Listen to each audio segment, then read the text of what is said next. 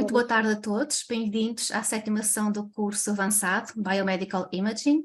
Recordamos uma vez mais que este curso é constituído por um total de 12 sessões que acontecem às quintas e sextas-feiras, tanto em português como em inglês, sendo que a sessão de hoje será totalmente em português.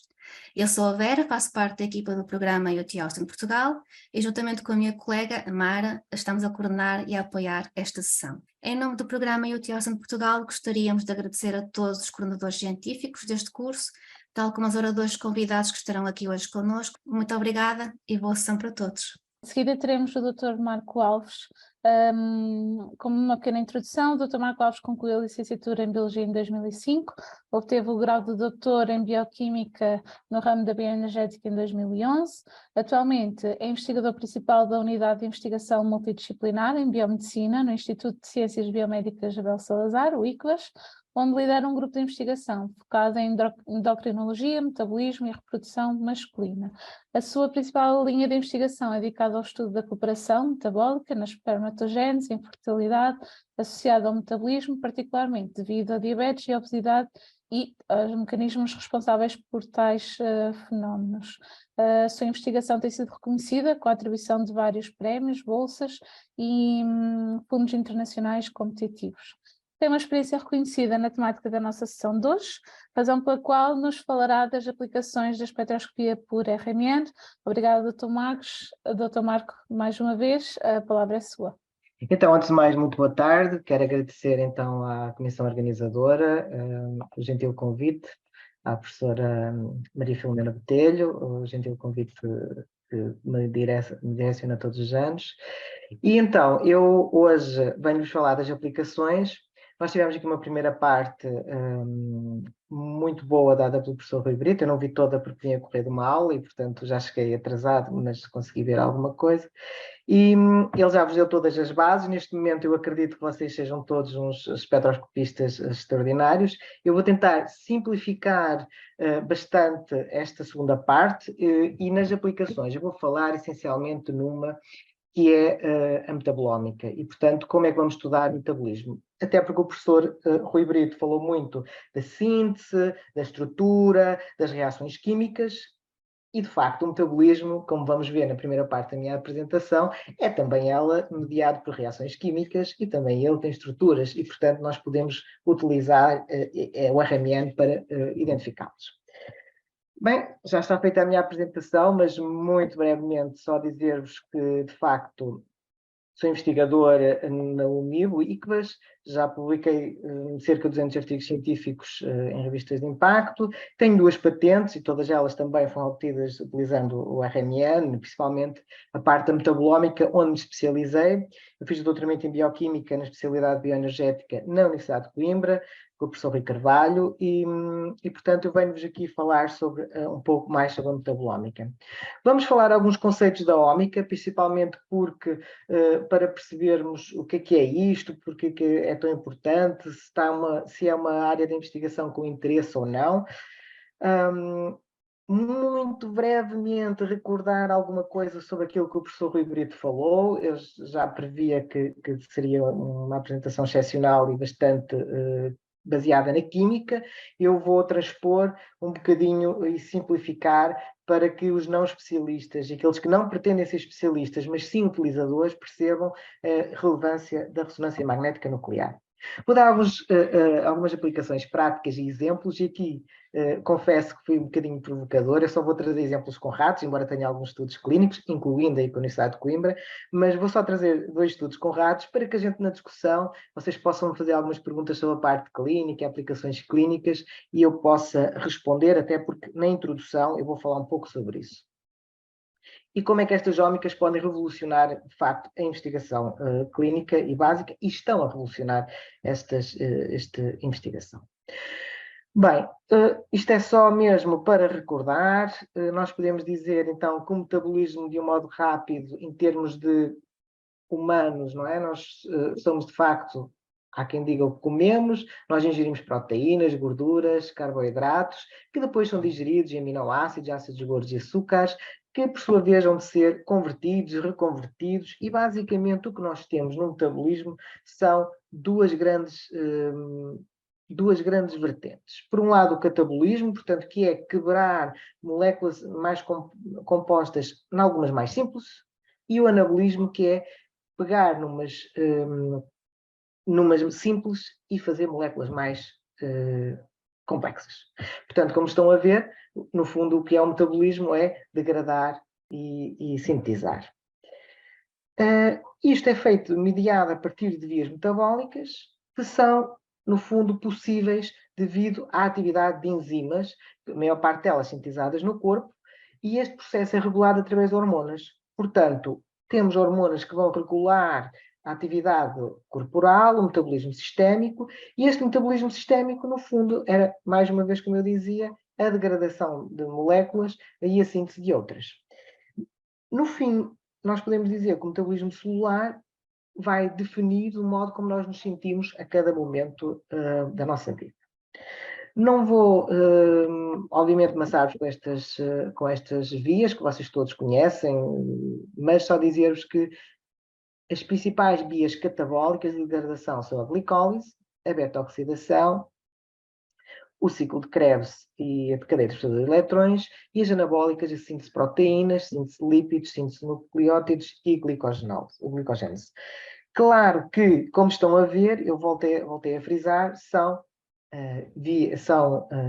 reações de catabolismo e anabolismo. Estamos a falar de reações químicas de degradação e de síntese. E, portanto, nós podemos segui-las utilizando as ferramentas da ressonância magnética nuclear, tão bem explicadas anteriormente, e, portanto, podemos determinar o que é que está a ser consumido e o que é que está a aparecer, e a partir daí definir as vias, sejam catabólicas ou anabólicas, e percebermos o que é que determinadas doenças, determinadas características fazem ao nosso corpo.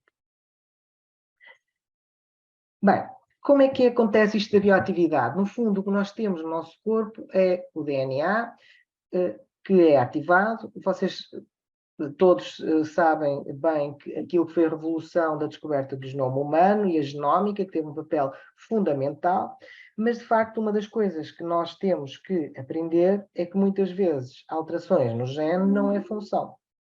Ou seja, ter uma alteração no gene não significa necessariamente que não exista a transformação RNA, não exista as proteínas e não exista, no fundo, a reação.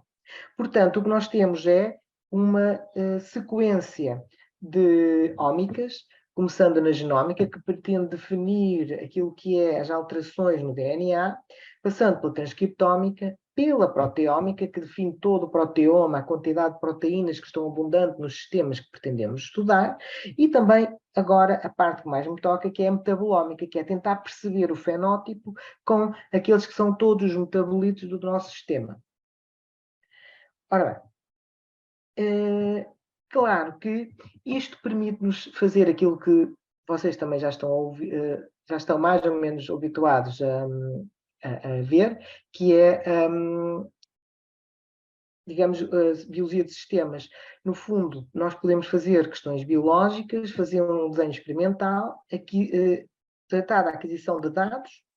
E aqui é muito importante esta aquisição de dados, que foi o que falou o Sr. Professor na aula anterior, sobre a aquisição dos dados de ressonância magnética, que não vamos falar muito, mas depois temos que sabê-los processar, integrar e tentar estabelecer uma causalidade e uma correlação com aquilo que nós estamos a estudar. Por exemplo, fazermos um estudo de biologia do sistema quando temos uma doença, como o cancro, por exemplo, uma doença metabólica. Nós temos que fazer uma questão biológica, tratar os dados, como vimos tão bem que se pode fazer por ressonância magnética nuclear, processar e integrá-los, e aqui é outra parte que também merece reflexão, tentar estabelecer uma causalidade e correlação sobre aquilo que são as diferenças.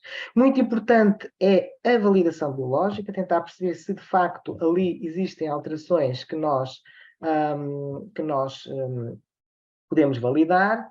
A simulação e a modelação, que também agora é uma área que está a surgir e que se calhar eventualmente um dia destes vão começar a surgir muitos cursos sobre isto, eu próprio estou a tentar trabalhar sobre isto, e também a biologia, a engenharia biológica, para tentar transformar aquilo que nós obtivemos através desta metabolómica em soluções para a saúde. Desculpem, não está a passar. Ok.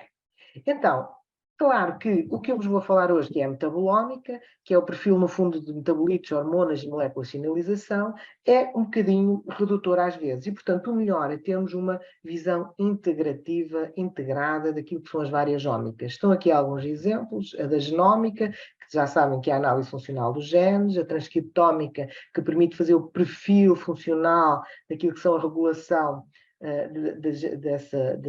da transcrição, a proteómica, que identifica as proteínas e quantifica-as, e, portanto, quanto mais ómicas nós conseguimos integrar, mais robustos serão os nossos resultados. E o que é isto da ómica na era pós-genómica? Bem, houve uma era que só se falava do genoma, como bem se lembra, certamente, e que eu decidi definir essa era como aquela era em que se falava muito em o que é que pode acontecer. Depois surgiu um bocadinho o transcriptoma para nos levar àquela questão que é o que é que parece que está a acontecer. Com o proteoma, nós conseguimos definir o que é que faz acontecer. O metaboloma é um bocadinho mais à frente, dizendo o que é que aconteceu e o que é que está a acontecer.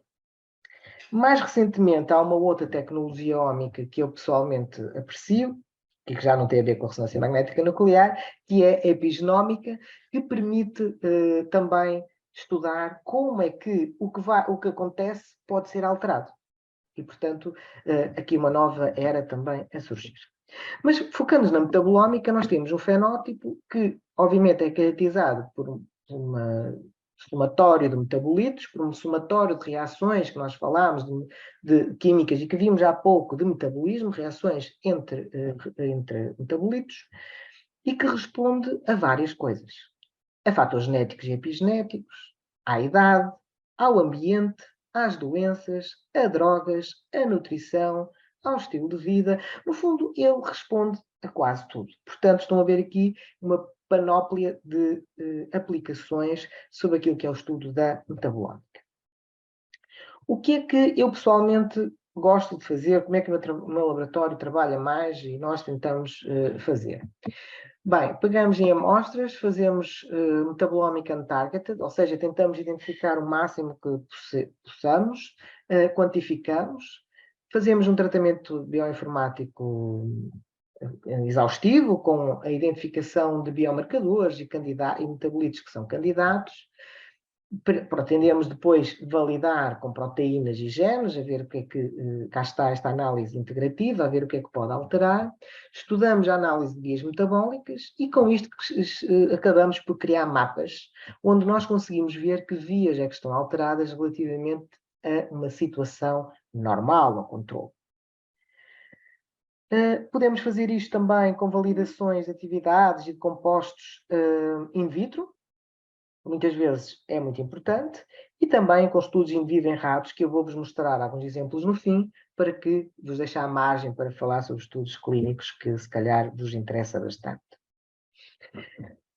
As ómicas, de facto, são muito importantes. E porquê a metabolómica terá alguma vantagem relativamente à aquisição e tratamento de dados? Bem, tem. A genómica, existem 25 mil genes codificantes, mais ou menos. A proteómica, só de enzimas, existem 2.500 enzimas. A metabolómica, existem cerca de 1.400 metabolitos. Portanto, é como se fôssemos afunilando, e quanto mais afunilamos na busca de biomarcadores, como bem sabem, maior é a robustez de os obter. E, portanto, no fundo, acaba por ser vantajoso usar a metabolómica. Muito importante é que estes dados metabolómica, que vou falar também à frente e acho que vão perceber um pouco mais, vos permite obter uma panóplia de metabolitos que estão alterados nas vossas condições. E quando falamos de dados clínicos e epidemiológicos, demográficos, clínico-patológicos, vocês têm muitas vezes esses dados nos hospitais. Ou, por exemplo, no caso do modelo animal, como vou falar daqui a pouco. E esta mistura de dados ómicas com dados não ómicas é muito interessante. Primeiro porque nós podemos identificar correlações. Por exemplo, entre a metabolómica, determinado metabolito e o estudo epidemiológico. Vamos ver a presença de uma fábrica de papel num determinado momento, num determinado sítio, pode estar associada ao aparecimento e a sobreexpressão de um determinado metabolito na urina, por exemplo, dos pessoas que estão em contacto com essa indústria. Para além de uma correlação, pode haver interação, ou seja, se mudarmos determinado tipo de comportamento, ter um metabolito a responder de outra maneira. E também a estratificação, que é muito importante, de pacientes ou de indivíduos, de acordo com a condição que estamos a estudar. Há pouco o Sr. Professor falava da diabetes, efetivamente nós podemos estratificar os diversos diabetes, portanto, enquanto que temos aquela, por exemplo, o nível glicémico pode ser interessante para estratificar, mas para além do nível glicémico, o metabolismo sistémico pode ser muito relevante para o estratificar também. Agora, tem alguns problemas. Um problema é a falta de standardização, portanto, não há uma maneira que eu vos diga façam assim, um protocolo direitinho. Não, depende muito dos dados que vocês têm, dos dados que se conseguem obter, e, portanto, é difícil standardizar. Há uma grande heterogeneidade e uma grande complexidade. E aqui, de facto, não chega só a saber adquirir espectros. É muito mais que isso. É preciso saber tratar os dados e tratá-los bem. E aqui muitas vezes acontece, ou algumas vezes acontece, e mesmo com um colaborador estrangeiro, eles compram um serviço, alguém lhes faz o RMN, entrega-lhes os dados e depois eles não conseguem fazer nada com aquilo e, portanto, muitas vezes pedem-nos ajuda para interpretar e tirar alguma coisa daquela complexidade. A correlação entre os dados de médicos e digitais também é muito complexo. E aqui, de facto, é uma falha que eu tenho e que assumo, mas que eu acho que a ciência avança muito depressa e com a inteligência artificial vai ser uma grande revolução. Portanto, esta correlação dos dados médicos com estes dados das ómicas, no nosso caso a metabolómica, que é o que nós vamos falar mais afincadamente, pode ser muito importante a inteligência artificial para desenvolver algoritmos que permitam, sem erro, porque sabem que os humanos felizmente ou infelizmente, têm muitos erros no tratamento destas e na geração destes dados, possa fazer este tratamento. Para já é um handicap, portanto é um problema, de facto, não conseguimos tratar esses dados. Estas ómicas, onde se inclui a metabolómica que eu vos venho falar hoje, vai ajudar a fazer aquilo que nós tantas vezes falamos e ouvimos falar, que é a medicina personalizada. Porque se nós conseguimos definir todo o fenótipo daquele indivíduo, nós vamos conseguir integrar na sua biologia de sistemas, com a integração e análise e interpretação de dados, e até perceber interações específicas devido àqueles pacientes, o que nos traz inovação no tratamento clínico para diversas doenças. E, portanto, e até da resposta do indivíduo. Podemos prever a resposta do indivíduo a medicamentos, podemos prever a resposta a tratamentos como, sei lá, anticancro, ou quimioterapias, ou tratamentos imunes. Portanto, é possível, através desta metabolómica, fazer um perfil que depois seja correlacionado com aquilo que é uma resposta a tratamentos. Como é que se pode fazer esta metabolómica na investigação clínica? Portanto, vocês têm que recrutar pacientes, têm que colecionar, recolher as amostras, todas bem marcadinhas, têm que formar, portanto, aquilo que se chama um biobanco, maior ou mais pequeno, que seja mais oficial ou menos oficial. Eu sei que agora em Portugal há muita regulamentação, mas ainda assim há quem tenha o seu próprio biobanco no seu laboratório, ou a sua recolha de amostras biológicas, e acaba por ser um biobanco. Sempre armazenado, no caso da metabolómica por ressonância magnética nuclear, em menos 80. Portanto, é recolhida a amostra, congelada imediatamente a menos 80, de preferência em azoto líquido, e mantida até à aquisição. É feita a aquisição, vocês já perceberam como é que é feita pela palestra anterior, e depois temos que fazer a integração, seja através de vias, análises de vias metabólicas, construção de mapas e muita análise estatística. Mas o que é que nós podemos medir? Nós podemos medir soro, nós podemos medir tecidos e extratos, células, e até podemos fazer, e aqui é um exemplo desse, isto é um exemplo muito básico do metabolismo celular. Nós sabemos que normalmente as células consomem a glucose, e a partir dessa glucose produzem piruvato pela glicólise, o piruvato origina lactato, e, no caso das culturas, há de ser exportado cá para fora. E também sabemos que muitas vezes consomem diretamente, se estiver disponível no meio de cultura, piruvato. Lá dentro deste piruvato há de ser transportado para a mitocôndria, onde originar a acetil-CoA em condições normais. E a acetil-CoA entra no ciclo de Krebs, onde vão ser formados os intermediários redutores, que depois vão para a cadeia transportadora de eletrões, onde vão formar o ATP. Isto aqui é o metabolismo geral. Então, por exemplo, podemos ter umas células em culturas, começamos a recolher os meios em X tempo e podemos fazer uma cinética. Isto é um exemplo. Outro exemplo, podemos pegar nas células, podemos extrair os metabolitos e determinar o que é que está a acontecer a cada um destes. Eu aqui assinalei alguns, o citrato, o malato, que normalmente aparecem bem, o piruvato, e podemos tentar perceber o que é que eles estão a acumular-se, a não acumular-se ou a acontecer. No caso das cinéticas, eu tenho aqui o exemplo que fui eu que fiz, quando fiz doutoramento, de um coração isquemia e perfusão. Isto é só um exemplo, mais ou menos para visualmente, quem não percebe muito ressonância magnética perceber. Isto aqui é um dubleto lactato, e vocês podem ver que dos 0 minutos até às 6 horas, pronto, pelo menos aparente porque como perceberam é preciso calcular e perceber se as áreas estão ou não... é preciso quantificar para perceber se está ou não a aumentar a quantidade, mas aparentemente o sinal vai aumentando ao longo das 6 horas, o que deve aparentemente significar que está a acumular-se lactato. Portanto, isto é possível fazer. Mas já se faz isto assim corriqueiramente? Bem, corriqueiramente não se faz, mas já existem vários estudos que fazem o fenótipo do indivíduo saudável e, por exemplo, no caso da pré-obesidade e a obesidade, já se sabe na pré-obesidade que está associada a uma série de alterações, nomeadamente ao metabolismo lipídico, à disfunção mitocondrial, ao aumento de estresse oxidativo, que por sua vez leva à obesidade e ao desenvolvimento de doenças associadas à obesidade, onde se incluem as funções reprodutivas, a disfunção reprodutiva, diabetes tipo 2.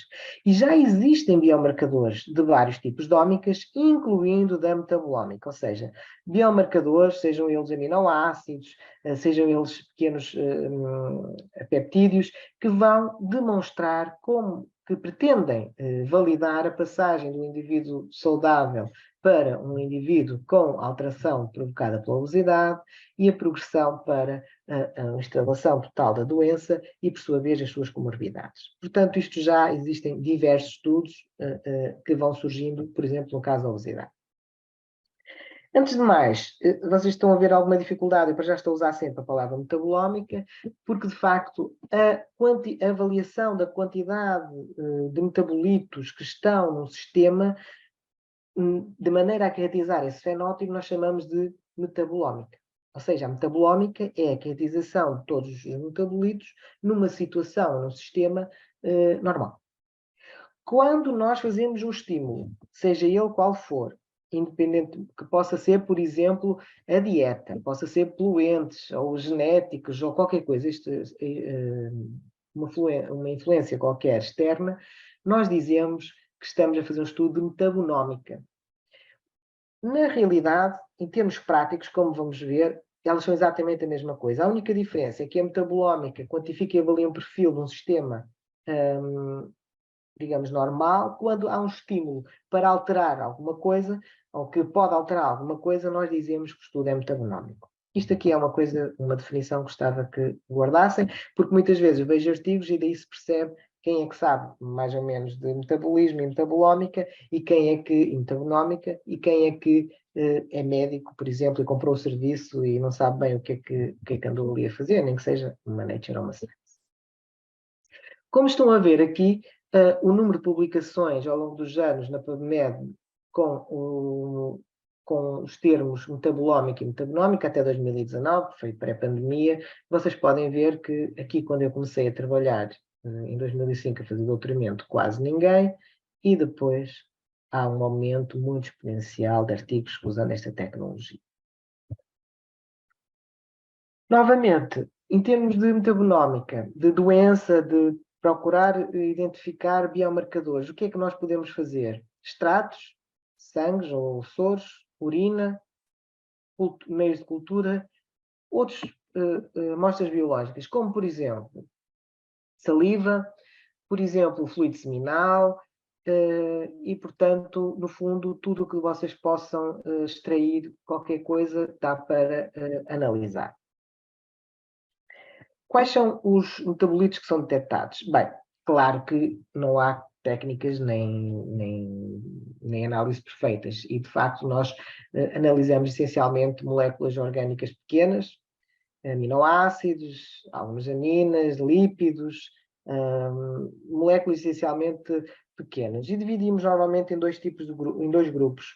Metabolitos primários, que estão diretamente envolvidos no crescimento celular, no desenvolvimento, reprodução, nas alterações, ou metabolitos secundários, que são, no fundo, não essenciais para aquilo que são a sobrevivência da célula e as funções mais importantes, mas podem ter importantes funções ecológicas. Portanto, algumas aplicações da metabolómica permite-vos tirar fingerprints, portanto, aquilo que são assinaturas deixadas por doenças, por exemplo. Permite estudar fluxos, cinéticas, identificar fenótipos, ver interações do gene. Lembram-se que eu vos disse, uma alteração no gene nem sempre é uma alteração imediata, ou nem sempre se reflete numa alteração de função, e nós, como metabolómica, podemos perceber o que é que aquela alteração daquele gene pode efetivamente estar a alterar. Estudo de toxinas e drogas, monitorizar consequências de patologias e também identificar então as funções dos genes. Não podia-vos deixar de comparar os métodos que são essencialmente e eram utilizados e agora são utilizados. Tradicionalmente era utilizado o HPLC, que demorava muito tempo, podia demorar até 72 horas por amostra, havia muitos passos de separação, de validação e, portanto, era muito difícil fazer a metabolómica. Hoje em dia, cá está a nossa ressonância magnética nuclear e também a espectrometria de massa. E vai permitir, de facto, estudar muitos metabolitos de cada vez, e a maioria destas duas técnicas são muito automáticas, são muito pouco sujeitas a manuseamento, e já lá vamos ver. Pode ser quantitativo, como é o caso do RNN, mais até, e a aquisição, podemos, comparativamente com o método tradicional, é rápida, e a análise também acaba por ser mais rápida. Pronto, eu não vos vou amassar muito com isto, mas já sabem que isto é um espectrómetro e isto representa então a ressonância magnética nuclear que vamos falar a partir de agora. E também aqui temos então um espectrómetro de massa, onde nós também podemos fazer estudos de metabolómica ou metabolómica, e vamos ver agora rapidamente as vantagens e desvantagens de cada um. A ressonância magnética nuclear não requer pré-tratamento de amostras. Isto é uma coisa que eu acho muitíssimo vantajoso. Confesso que é talvez das vantagens mais interessantes, é que de facto vocês recolhem o plasma e ele vai ser lido. Não precisamos andar aqui a manusear, a fazer passos e às vezes proteinizar, mas nem sempre é preciso. Portanto, às vezes nem precisamos proteinizar, basta ler, levar a máquina e ler. Tem uma boa objetividade e reprodutibilidade, que é interessante. O facto de ser não destrutivo para a amostra também é bom, porque o professor Rui Brito há pouco falava da possibilidade de analisar biópsias. Vocês podem analisá-las, recolhê-las e utilizar a mesma biópsia para fazer estudos de biologia molecular. Portanto, isto é uma grande vantagem.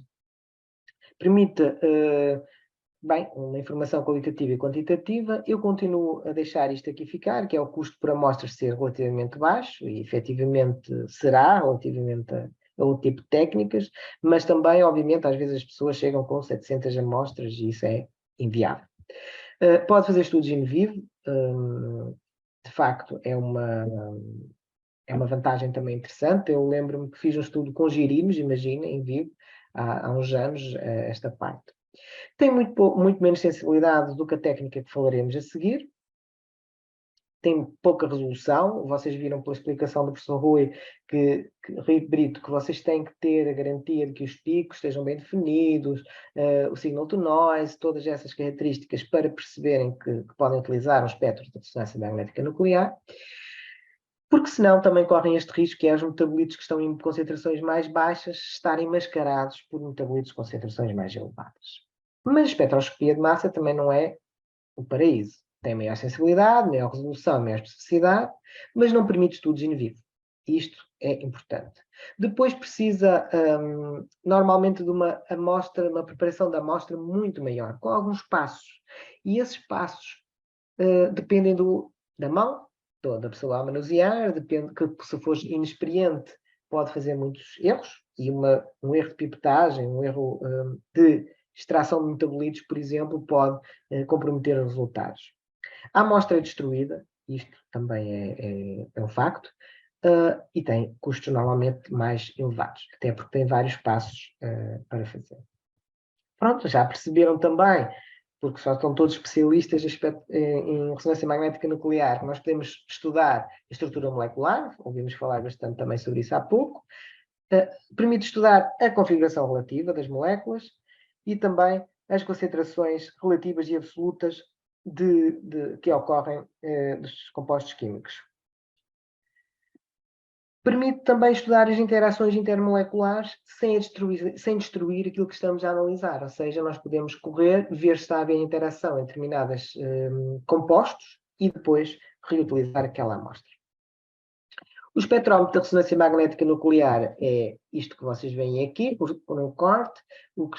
Temos aqui uma câmara de vácuo, temos então um tanque de hélio, temos um tanque de azoto, eu não vos vou amassar demasiado com isto, temos aqui a sonda, que de facto vai permitir que seja introduzida uma radiofrequência e que seja registado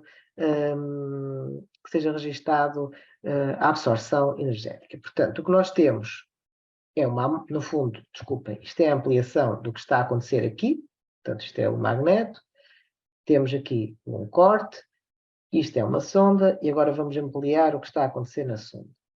O que nós temos, então, é um campo magnético, temos a amostra e o tubo, o controlador, e o que nós vamos fazer é, de um modo simplista, para quem não é especialista nem pretende vir a ser, mas fazer aplicações, nós temos uma radiofrequência que é transmitida à amostra. E nessa amostra os campos magnéticos dos núcleos são alinhados. E quando há esse alinhamento, nós damos um estímulo da radiofrequência e eles saem do alinhamento. Deixem-me cá ver se eu consigo desenhar. Portanto, o que nós temos... Desculpem. Caneta. O que nós temos é uma coisa assim. Os núcleos são todos aqui alinhados. Quando nós sujeitamos aqui uma radiofrequência, eles vão sair, um virá para aqui, o outro virá para ali. Isto é só um exemplo, tá? Não é correto. Outro pode ir para aqui, outro pode ir para ali. Quando nós paramos, eles têm tendência a ir outra vez para o estado de equilíbrio. Portanto, quando nós fizemos a radiofrequência, o núcleo veio para aqui. Quando nós deixamos emitir, ele tem tendência para se alinhar novamente. E esta energia que ele vai libertar por voltar ao estado de equilíbrio é o que nos dá este sinal. Isto é demasiado simplista, como já vos disse, mas é só para vocês terem uma noção do que é que nós estamos, porque é possível medir. E no fundo nós vamos obter um espectro deste tipo, onde nós vamos ter a possibilidade de estudar os vários metabolitos que estão lá presentes. Há muitos parâmetros relevantes na aquisição de um espectro, não vou falar sobre eles, já ouvimos falar sobre muitas destas condições e situações na palestra anterior, mas vocês têm noção de que isso vai influenciar o modo como obtém o espectro. Eu posso-vos dizer que isto é a mesma amostra adquirida com manipulação daqueles parâmetros. Então, vocês veem aqui, sei lá, um dubleto que está quebrado, um dubleto de dubletos aqui, que não sabe bem, aqui só um dubleto. Portanto, não se consegue, eu não consigo vos dizer, e vocês também não me conseguem dizer, qual é, digamos, o espectro que é verdadeiro perante aquilo que é a nossa amostra. Portanto, é muito importante a parte da aquisição, que havemos falar na palestra anterior, e este é só um exemplo para vocês verem dos problemas que podem surgir quando não é feita bem a aquisição. Bem, resumindo um bocadinho o que aprenderam até agora, na palestra anterior, é que o número de sinais vai indicar quantos tipos diferentes de protões é que lá estão. A posição dos sinais vai-vos dizer alguma coisa sobre o ambiente magnético onde estão estes protões. A intensidade dos sinais é, obviamente, proporcional ao número de prótons que lá estão, e quando um sinal tem vários picos, indica que há ali momentos magnéticos que estão muito juntos desse núcleo. Ok? Por exemplo, só relembrando muito rapidamente, se vocês olharem aqui para esta molécula, vocês conseguem perceber que tem aqui um CH3, um CH2 e um OH, vão ter 3 sinais. Ninguém tem dúvida. Se olharmos já para esta molécula aqui, vocês conseguem ver que vocês têm este CH3 que tem o mesmo ambiente químico, digamos, e portanto estes são equivalentes e portanto vão ter o mesmo sinal. Este próton aqui, que no fundo está num ambiente afetado por este CH3 e por este H, é diferente obviamente do CH3, portanto será um outro pico. Já estes Hs são diferentes deste. Porquê? Porque tem aqui um oxigênio CH3. Portanto, obviamente que estes serão outros e este CH3 é outro. Portanto, é um bocadinho, em termos práticos, no fundo da palestra, no final da palestra anterior, pegando no final da palestra anterior, é um bocadinho isto o exercício da ressonância magnética nuclear. Aqui tem 2 sinais, também facilmente perceptíveis. Porquê? Mas tem que ter alguns cuidados. Existem algumas moléculas, como é o caso destas, em que tem aqui um BR, que pode ter uma configuração cis e uma configuração trans. E por causa disso, este CH3 e estes prótons que estão deste lado, obviamente vão permitir obter 2 sinais. Porquê? Porque dependem do posicionamento cis e trans do BR. Portanto, nem sempre é assim tão linear e tão simples. Claro, e estou a pegar em moléculas muito pequeninas, porque penso que não é aqui o objetivo que vocês se tornem espectroscopistas numa hora, 2 ou 3, que seja. Ok. Vamos passar isto, porque seria repetido da palestra anterior. Vamos só dizer, então, que nós vamos identificar, então, metabolitos usando esta análise. Nós já vimos no início da nossa conversa que, no fundo, o que nós temos na bioquímica metabólica são reações químicas também, em que há moléculas que se juntam a outras moléculas ou que se separam de outras moléculas e, portanto, no fundo são reações que têm estruturas próprias e que podem ser determinadas por ressonância magnética nuclear. Claro que, ao longo destes anos de investigação que têm sido feitos, já se sabem que alguns metabolitos estão associados a algumas funções. Por exemplo, quando terminarmos a creatinina no soro, nós sabemos que há ali quebras tecidular e que há lesões tecidular. E, portanto, é um importante marcador. Por exemplo, também a creatina, a taurina, acontece a mesma coisa, e a glicina também estão ligados àquilo que é a degradação muscular.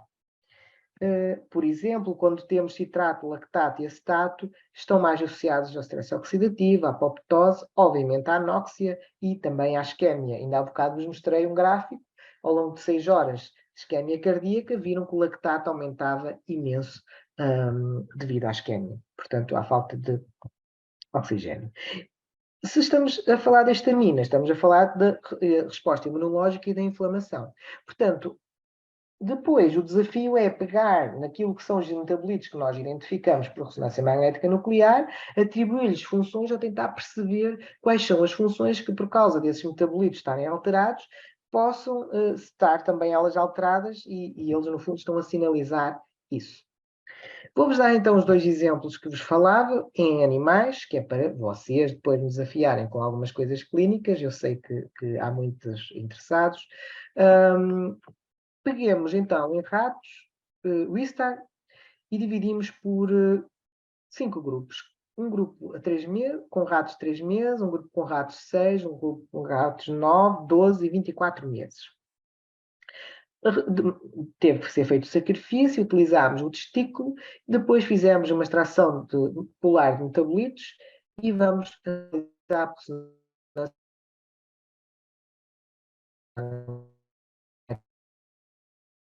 a nuclear. Depois, obviamente, fizemos também para que vocês vissem. Pronto, nós obtemos então espectros deste tipo, aqui, onde nós conseguimos ver, então, alterações de diversos metabolitos. Aqui nós temos um espectro de 3 meses, aqui um de 6, aqui um de 24 meses.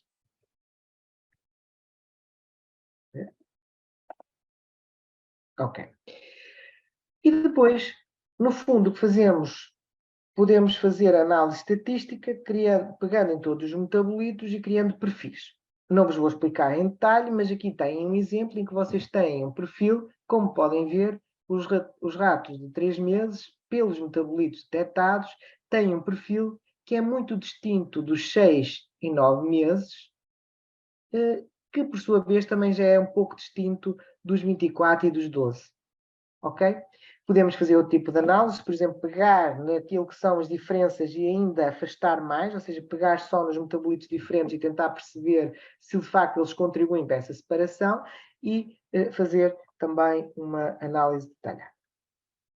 Depois, o que normalmente fazemos é pegar nos metabolitos, agrupá-los por funções, por exemplo, metabolismo de aminoácidos, metabolismo dos lípidos, por exemplo, aqui diz outros, mas podia ser de stress oxidativo, como vejo aqui as glutationas, vemos aqui a taurina e outros, e a betaína, e depois fazer, por exemplo, um mapa de cores, onde nós temos ao 0 atribuímos não variação, e se for uma variação positiva, vamos caminhando para o vermelho, uma variação negativa, vamos caminhando para o azul. Ou seja, este mapa, este heatmap, foi analisado, tendo como referência os 3 meses, ratinhos jovens. Portanto, os 6 meses relativamente aos 3 não tem alteração na glicina nem na alanina, mas já tem no aspartato. Tem uma variação positiva. E por aí afora.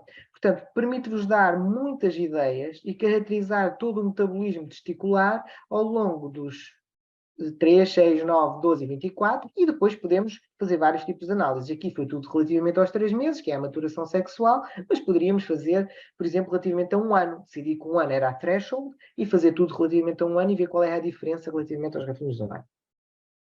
Podemos integrar e analisar as vias metabólicas e ver, no fundo, qual é o impacto das vias sobre estas alterações. Por exemplo, aqui nós percebemos que a síntese de ácidos gordos de cadeia ramificada tem um impacto grande ao longo da idade, ok?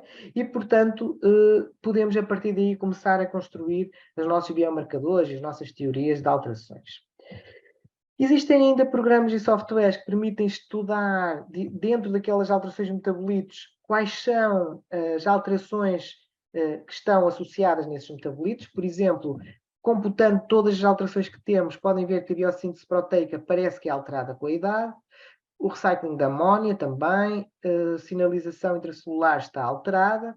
Às vezes, dá-vos indicações, estes softwares permitem-vos indicações mais específicas. Por exemplo, aqui nós podemos ver que com a idade há sinalização intracelular a partir de receptor da FSH e da FSH que parece muito comprometida, o que também não é novidade, como vocês sabem, porque a FSH tem aqueles efeitos que nós conhecemos e, portanto, na testiculares, no desenvolvimento de espermatogénese, e por isso é normal que também tenha estas alterações.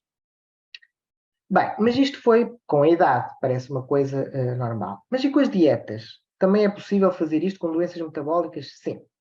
Eu tenho aqui um exemplo de um artigo que nós fizemos, numa condição normal de 200 dias, uma dieta high fat diet, ao longo de 200 dias, e uma high fat diet ao longo de 60, ou seja, durante a infância e até a idade adulta, o ratinho comeu comida high fat diet, e depois revertemos para uma condição normal.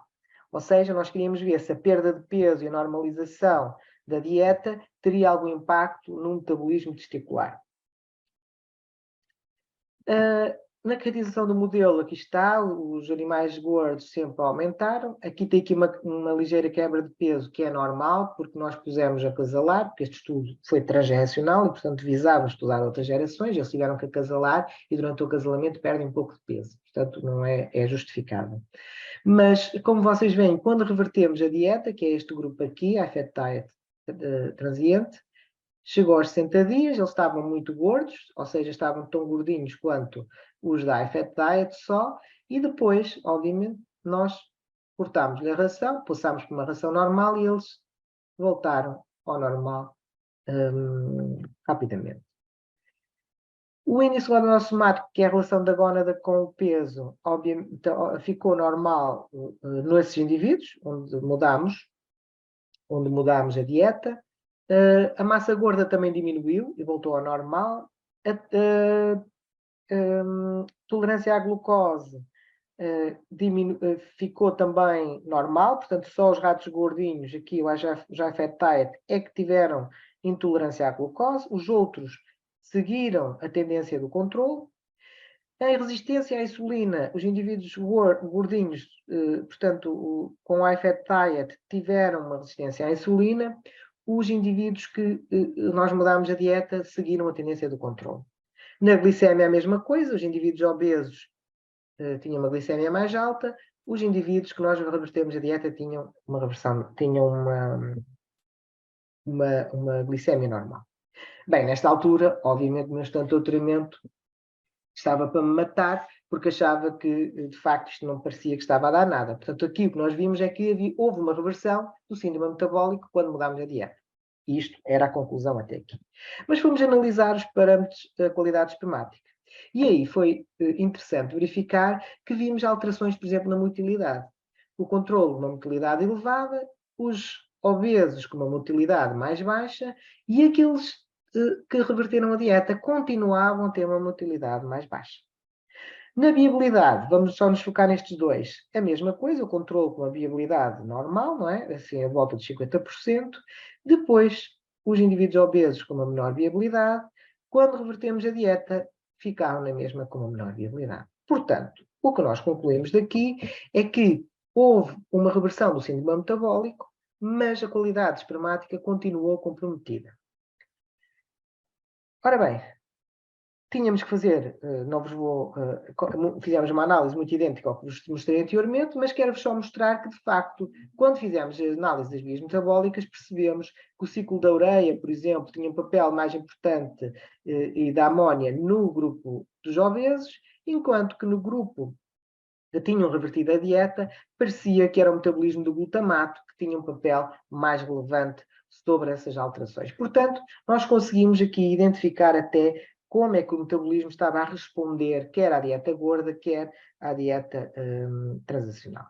Portanto, no fundo, o que nós queremos identificar na utilização da ressonância magnética nuclear, na metabolómica por ressonância magnética nuclear, é os imprintings, portanto, as alterações que as doenças deixam. Por exemplo, aqui, como podem ver, se compararmos um espectro de um indivíduo normal com um indivíduo que nós achamos que tem, ou que fizemos uma alteração, neste caso, por exemplo, diabetes, nós vemos que há picos que aparecem que não estavam neste espectro inicial, ou há picos que estão diferentes. Depois, nós podemos utilizar para integrar todos esses dados e fazer, então, mapas que permita, por exemplo, distinguir um sujeito controle de uma pessoa, do indivíduo que tem a doença. E, a partir daqui, identificar quais são os metabolitos que podem ser utilizados para explicar esta separação. Bem, evidentemente que não quer dizer que aquele metabolito seja o marcador da doença. Significa que aquele metabolito ajudou a fazer esta separação. E, portanto, temos que, a partir daí, construir novas hipóteses para validar aquilo que são os resultados da metabolómica. Portanto, a metabolómica permite a identificação, a quantificação, principalmente numa concentração elevada, ou seja, nem todos os metabolitos são quantificáveis. Permite também a identificação de padrões de metabolismo. Obviamente que a nossa base de dados é limitada ao número de metabolitos que conseguimos detectar. É um importante complemento à genómica e à proteómica que ajudam a explicar estes resultados e permite também estudar eventos rápidos, portanto, que nem sempre são facilmente detectáveis por outras genómicas. Por exemplo, uma alteração metabólica muito rápida, nós podemos detectá-la aqui na metabolómica por ressonância magnética nuclear, porque nós pegamos no plasma, congelamos e já está, no imediato. Também podemos fazer isso para depois terminarmos a proteómica, mas reparem, uma alteração na síntese de proteína demora muito mais tempo do que uma reação bioquímica metabólica. Não sei se me faço entender. Uma alteração no transcriptoma demora muito mais tempo a aparecer do que uma alteração imediata da atividade de uma enzima. Portanto, que é o que nos acontece no metabolismo. Nós temos um metabolito A e aparece-nos um metabolito B, então nós conseguimos detectar rapidamente essa alteração. Enquanto que, se uma doença fizer a alteração do metabolito A para o B e nós não fizermos metabolómica e esperarmos que haja uma alteração no genoma, isto vai demorar muito mais tempo. Ok? Do que uma reação rápida bioquímica, como é o caso do metabolismo. Então, o que é que eu espero vos ter convencido? Que a metabonómica utilizada por ressonância magnética nuclear, que ainda por cima tem algumas vantagens muito importantes, não é perfeita, obviamente, mas tem vantagens importantes, como, por exemplo, pouco manuseamento, permite, por exemplo, fazer perfil individual de um paciente, que pode levar a que haja tratamentos de saúde personalizados, com a estratificação dos pacientes, com terapias direcionadas para aquele indivíduo, com alterações ou aconselhamento na área da nutrição e estilo de vida. Pode permitir também estudos populacionais, infelizmente não se fazem muito, eu ando há anos a tentar montar com a Sociedade Portuguesa de Diabetologia um estudo de população, acho que era importante, porque pode permitir fazer metaboloma wide associations, portanto associações de metaboloma específicas, identificar biomarcadores de risco, testar novas hipóteses e, por último, e porque não até mais importante, permitir que se alterem políticas de saúde pública, conseguir perceber como é que determinado tipo de doenças, o que é que uma população de Trás-os-Montes tem de diferente da população do centro do país para que sejam mais suscetíveis, por exemplo, a um determinado tipo de cancro. O que é que lá há? Tem alguma coisa metabólica que lhes pode, por exemplo, algum metabolito, alguma reação, alguma... não sei. E eu acho que são estudos que podem não dar nada, mas que podem dar resultados muito importantes até a nível, digo eu, de política de saúde. Claro que também permite identificar targets biológicos e, com isso, desenvolver novas drogas. Por isso, é uma ferramenta muito importante para o tratamento personalizado. Neste caso, eu falo das doenças metabólicas, mas podia falar, por exemplo, do cancro, onde, por exemplo, há 15 anos, quando eu fui para a Suécia, já se fazia, e portanto, continua-se a fazer, que é um perfil metabonómico das biópsias para associar a um possível terapêutica. Okay? Portanto, não é nada, parece que longínquo, a 30, 40 anos, não, há quem já faça, há países onde já isto é feito. Take-home messages, duas. Uma é que as tecnologias ómicas, principalmente a metabonómica e a metabolómica, estão a ganhar importância e que vão revolucionar a medicina. Nós já vimos isto, como vos mostrei no número de publicações, mas posso-vos dizer, por exemplo, que o Colégio Americano de Cardiologia já emitiu vários incentivos para que se utilize a metabolómica na doença cardíaca, para detecção e tratamento da doença cardíaca. E, obviamente, a ressonância magnética nuclear é uma técnica muito poderosa para estas técnicas de ómica. Resta-me agradecer-vos, porque o dia já vai, a tarde já vai longa, e agradecer a estes meninos todos que trabalham comigo e que têm, e colaboradores, que têm ajudado, incentivado e permitido que isto vá para a frente, o nosso trabalho e a nossa investigação. Agradecer também os fundos da FCT e de várias sociedades portuguesas que nos têm apoiado, e internacionais também. Muito obrigado. Obrigada, Dr. Marco, por esta excelente viagem pelas aplicações da espectroscopia por RMN e nomeadamente na área da metabólica.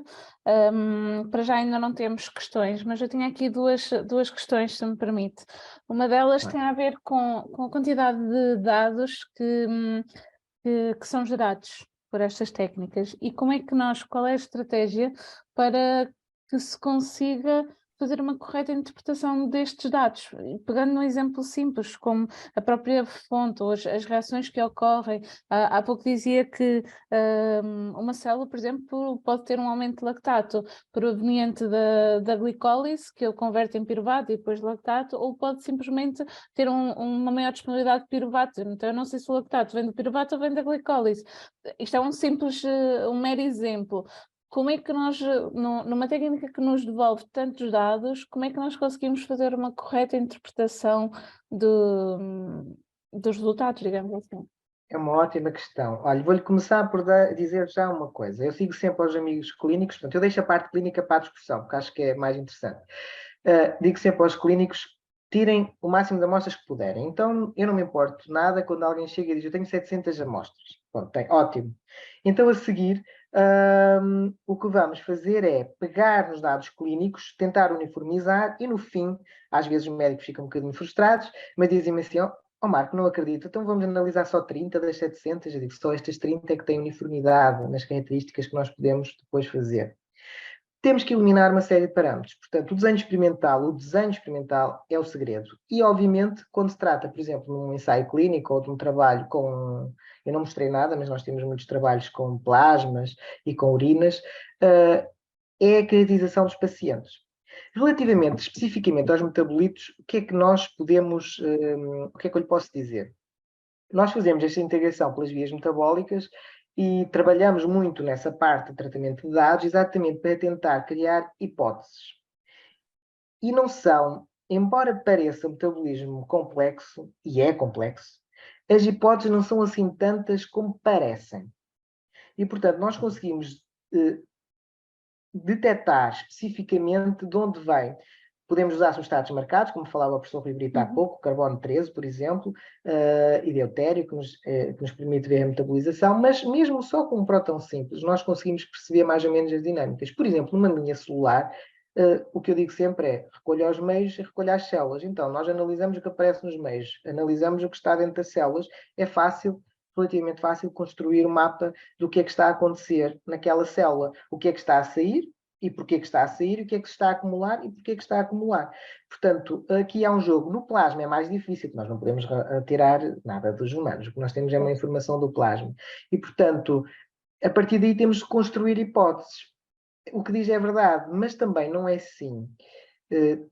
Por exemplo, a hipótese que está a dar do lactato. Tudo o que disse é verdade, mas eu também não acredito que esse lactato que vai aparecer da glicólise esteja em grandes concentrações no plasma sanguíneo, porque não lá devia estar. Portanto, se ele aparece, é um problema grave. E, portanto, ele vem de um problema da NOx, um problema de estimulação da glicólise que não devia estar a acontecer. Aonde? Vamos procurar a informação clínica do seu paciente e do seu grupo experimental. Está a ver? Portanto, aqui é que nós começamos a analisar e a cortar os problemas. Vão surgir muitos. Com... Exatamente. Certamente que os seus doentes vão-me chegar com muitos... Eu vou-lhe chegar com muitos problemas, dizer, olha, isto vai pode vir aqui, pode vir ali, e depois vai-me dizer, olha, não pode porque este paciente é diabético, este paciente é tal, e nós vamos cortando. Não é? Por exemplo, se é diabético, eu já sei que vai ter alterações no metabolismo da glucose. Então, certamente há de ser por ali que vai estar alterado. Mas a análise, como eu disse há pouco, é mais complexa do que a aquisição. A aquisição também é muito complexa, mas a análise, digo-lhe que é muito, muito complexa. Não é pouco comum colegas que mesmo compram serviços e que adquirem espectros virem depois pedir ajuda a dizer ao Marco, tenho uma dificuldade, não consigo perceber o que é que isto quer dizer. Portanto, é difícil. Ok. Temos uma pergunta no chat. Parabéns pela excelente apresentação. Uma dúvida. Um analítico não interfere na detecção do outro? Em outros termos, não há sobreposição dos compostos? No espectro RNN, de facto, há ali zonas.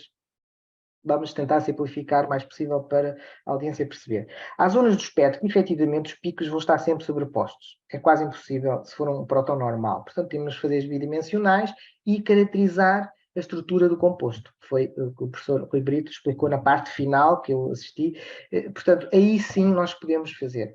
E, efetivamente, isso, em termos espectrais, daqueles espectros que eu mostrei, não é? Aquele espectro linear, só com os piquinhos, efetivamente há uns sobrepõem-se para outros. Mas não se esqueça de outra questão. É que a estrutura dos compostos vão aparecer picos em zonas mais povoadas, mas também vão aparecer em zonas pouco povoadas. Eu vou-lhe dar o exemplo do lactato. O lactato, se vir pela estrutura, ele vai aparecer, vamos dizer, para simplificar, no início do espectro e depois ali para o meio. A parte do meio você não vai quantificar, não consegue. Aquilo é picos, picos, picos, picos. Mas aquele grupo que está a 1.3 ppm, ele aparece bem isolado. Não há lá mais nada. Então você vai usar esse pico que está isolado. A alanina aparece a 1.4, que é logo ao lado. Por exemplo, e nós vamos fazendo isto. O piruvato aparece a 2.0, que é bem isolado. Obviamente que aparecem mais 3 ou 4 picos. Imagino que o professor Rui Brito tenha explicado isso, de acordo com a estrutura e a composição do composto. Vocês vão ter uma estrutura do composto e essa estrutura vai dar diferentes picos, não é? Como vimos há bocado. E esses picos vão aparecer em zonas diferentes do espectro. Há duas maneiras, que é fazer as bidimensionais para a caracterização estrutural do composto, do metabolito, desculpa, que nem sempre é necessária, a maior parte das vezes não é necessária. Porquê? Porque temos esse mesmo metabolito a aparecer noutra zona do espectro. Um pico desse metabolito a aparecer noutra zona do espectro e, portanto, podemos caracterizá-lo a partir daí. Ok, acho que ficou claro. Não temos mais questões, eu tinha só uma curiosidade, é se esta técnica já é utilizada na prática clínica com alguma atualmente. Em Portugal, tanto quanto eu sei, até porque contam pelos dedos de uma mão as pessoas que fazem metabolómica, tanto quanto eu sei. Eu acho que ninguém usa, não é usado. Mas como eu tentei dizer assim, mas disse a fugir, eu quando há 15 anos fui à Suécia, eles já faziam, eu estive num hospital que tem um RMN montado no hospital, a amostra é colocada no andar de cima, o resultado sai no andar de baixo, sai um espectro, e está ali um clínico a perguntar, então mas explique-me lá o que é que esta biópsia tem, o que é que não tem, e portanto, e que adaptava um pouco a terapêutica. Na altura, era com biópsia, a gente também fazia nos indivíduos diabéticos, porque não sei se as pessoas têm muita noção, se calhar não têm, os diabéticos. Porquê que há tantos antidiabéticos? Porquê que existem tantos antidiabéticos diferentes? É porque há doentes que não respondem bem a uns e respondem a outros. E se nós arranjássemos uma maneira de identificar se esta pessoa vai responder bem ao pioglitazone ou à metformina, se calhar poupávamos dinheiro, porque escusávamos-lhe a dar um dos dois que não vai fazer efeito. Portanto, há aqui um manancial. Quando me dizem que o equipamento é muito caro, e é muito caro usar RMN, é muito caro, mas na realidade é um investimento que pode trazer muita vantagem económica a médio e longo prazo, porque você pode efetivamente fazer a catização e tentar associar isso ao padrão clínico. Não há muitos médicos que têm em Portugal essa ousadia, mas digo na Itália, onde eu sou docente 2 meses por ano, faço muito, na Suécia, na Alemanha, obviamente. Portanto, existem já países onde é rotina. Em Portugal estamos um pouco... Também não há muitos RMNs, comparado, por exemplo, com Espanha, comparado com a Itália, não há.